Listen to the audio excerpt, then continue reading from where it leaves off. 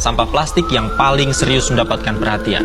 Ya benar, sampah plastik ini terus meningkat setiap tahunnya. Diharapkan pemerintah bisa menemukan solusi untuk mengurangi produksi tak sampah. dibarengi dengan pengelolaan sampah yang bertanggung jawab sehingga plastik berakhir rilis. Kondisi laut Indonesia kini berada dalam situasi kurang beruntung. Beberapa titik sudah jadi tempat pembuangan. Di tengah kemajuan zaman ini, banyak sekali manusia yang berhasil menggapai hidup yang sejahtera, kekayaan dan kemudahan akses hidup yang seolah-olah menjadi tolak ukur suatu keberhasilan. Namun, ada satu persoalan yang sering luput dari perhatian, kebersihan lingkungan, yaitu sampah. Ironisnya, sudah banyak orang yang mampu secara finansial, namun justru itulah yang membuat mereka menjadi penyumbang sampah terbanyak. Gaya hidup konsumtif, penggunaan barang sekali pakai, hingga pesta besar-besaran yang seringkali menghasilkan tumpukan sampah dan limbah. Namun sayang, semua itu diiringi oleh kesadaran untuk mengelola sampah yang masih berada di angka rendah. Maka jelas, persoalan sampah bukan sekedar urusan teknis semata, melainkan cermin kualitas SDM itu sendiri. Kaya harta namun miskin akan kepedulian hanyalah penundaan dari kerusakan bumi. Mari kita berikan bahwa tempat yang buruk tidak selalu berisi tentang hal yang buruk. Begitupun dengan tempat yang baik, maka ia tidak akan selalu dikelilingi hal-hal yang baik. Assalamualaikum warahmatullahi wabarakatuh. Waalaikumsalam. Saya Muhammad Raihan Hidayat. Saya dari kelompok 4 dan dengan Bapak siapa? Bapak Abdul Ghaffar. Oke, baik, Bapak Abdul Ghaffar. Baik, Pak. Saya ingin mengajukan beberapa pertanyaan seputar lingkungan sekitar Pak. Nah, bisa dimulai aja, Pak? Oke, siap. Baik.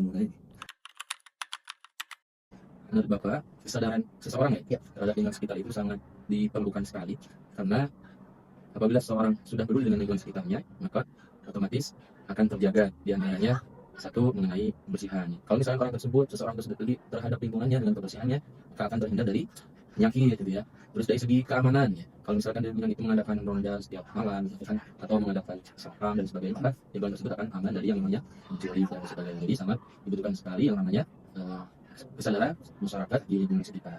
Baik, tidak ada. Oke. Mungkin cara agar peduli warga terhadap lingkungan, terutama mengenai sampah ya.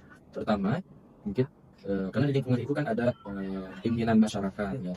Pertama mungkin ketua RW-nya mengajak kepada RT dan warganya untuk mengadakan kerja bakti ya. Ya, diusahakan ya minimal itu seminggu sekali gitu ya. Kalau tiap hari kan tidak mungkin, karena mereka itu kerja gitu ya. Jadi minimal seminggu sekali diadakan kerja bakti membersihkan sampah atau lingkungannya yang ada di sekitar rumahnya gitu ya.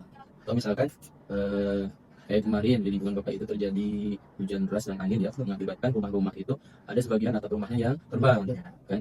Nah, warga berbondong-bondong membantu saudara menyasar rumahnya yang terkena musibah gitu.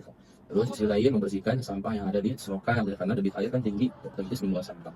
Itu salah satu caranya. Pertama adalah mengajak ya, karena dari pihak ketua masyarakat RW-nya mengajak pada RT-nya kepada warga untuk mengadakan kerja bakti. Itu syaratnya sudah. Siap. Jadi bisa jawabannya Ya, memang seperti itu.